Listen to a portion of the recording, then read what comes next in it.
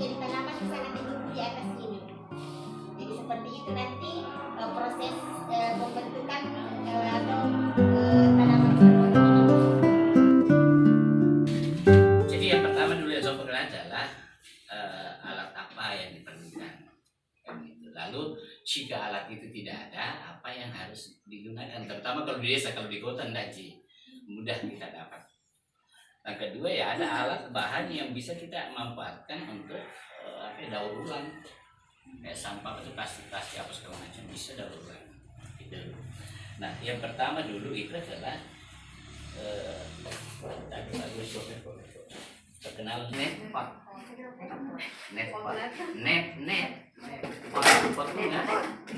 Jadi net pot.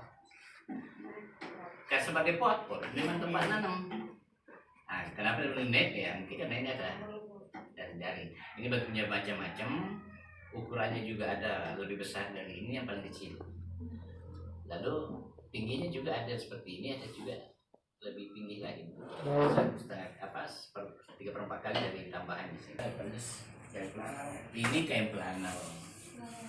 Intinya juga ini bisa menyerap air dan tetap basah kalau kena. Jadi walaupun yang tergenang katakanlah ini kan, sudah fungsinya alat itu selesai. Nah sekarang bagaimana menanam?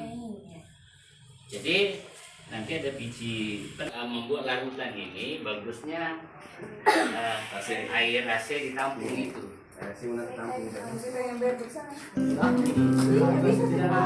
Kalau itu tidak ada, maka kita pakai